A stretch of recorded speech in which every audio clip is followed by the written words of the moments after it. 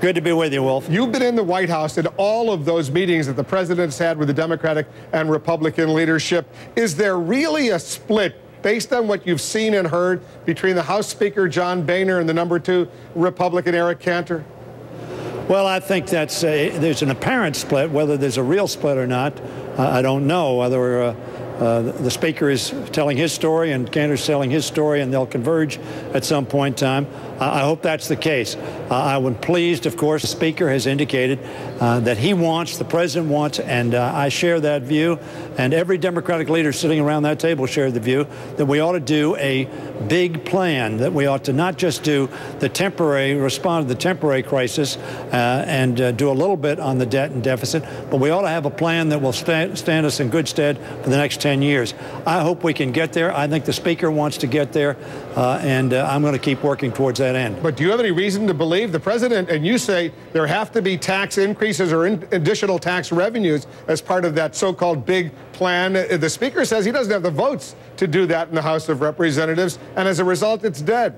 Well, I'm not sure what the Speaker means by that he doesn't have the votes. If he means that he doesn't have any Republicans, well, then, of course, we don't have the votes there in the majority. If he means that there are some Republicans opposed to that, yes, I agree with that. But there was a Gallup poll just out, Wolf, that showed that 74% of Republicans think you need a balanced plan of spending cuts and revenues. And let me make a point. Revenues are not the same thing as tax increases. For instance, if you eliminate tax loopholes for millionaires or oil companies, that you don't raise their rates, you do get additional revenues by eliminating loopholes. But the Republicans say, Congressman, if you do that, they would go for those kinds of elimination of some subsidies of loopholes, but you got to balance it with a reduction in tax rates elsewhere so that there's no net increase in taxes. And where are you? You're not any closer to reducing the deficit and debt than you were before. The Republicans, you know, passed a program in 2001. And in 2001, they said the deficit was going to be $4 trillion less of deficit spending than actually occurred. I hear that, $4 trillion less, so that we were $4 trillion in debt. They said we were going to be in surplus during those times when we pursued the economic program they're talking about now. So the fact of the matter is, if you simply get more revenues, but then reduce taxes by an equivalent amount, you haven't done anything with the debt and the deficit that they say is so important to deal with. Do we need to cut spending? Yes. Can we do it without a balanced program? No. Can we do it on the backs of those who are hard-working, struggling?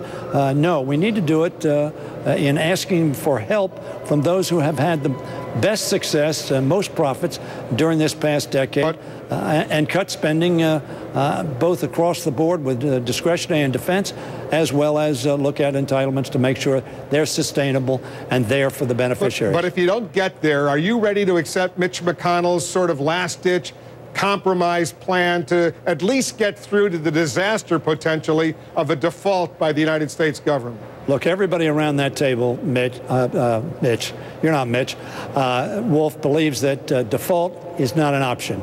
We believe that's a unanimous opinion around that table. We're going to make sure that the U.S. does not default on its obligations. So the answer is yes, you would accept the McConnell compromise if necessary as a last-ditch option. If it were the last-ditch option, we're not going to allow default. I hope that's not the last-ditch option, because I don't believe it's a good option. I don't believe our party believes it's a good option. And frankly, Mr. Cantor said in our meetings he didn't believe it was a good option and has been quoted as saying that in public. So it's not too appealing on our side. What is appealing, though, and I want to reiterate this, is we ought to be able to come together and have a grand bargain which takes care of the long term, $4 trillion in cuts and revenues, dealing with all elements of expenditures of the federal government, and get our finances in order. That's what the American people want us to do, and they want us to do it in a bipartisan fashion. Hopefully we can do that. One final question. The Republicans' leadership in the House, they say they're going to have an amendment, they're going to have legislation next week calling for a balanced budget amendment to the Constitution, and it'll be an up and down vote. Will you go for that? No, but they were going to have a balanced budget amendment on the floor. That was on our schedule. That's what I announced to our members.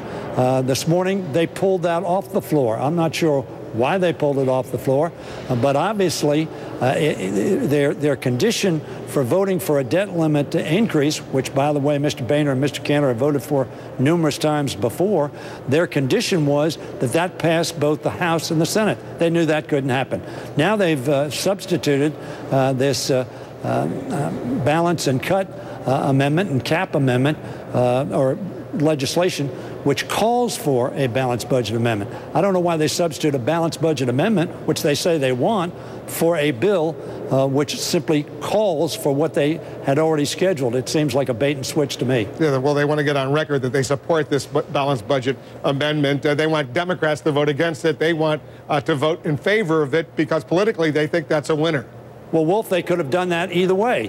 They could have voted for that amendment that they had scheduled. I've got a feeling that there are a lot of Republicans who looked at that and said, this doesn't make sense. This will create further deadlock, further gridlock in the Congress, and further fiscal risk to the American people and to our country. And it really is not justified. And I think, frankly, that may be one of the reasons they pulled it. Steny Hoyer, thanks very much for coming in. Thank you.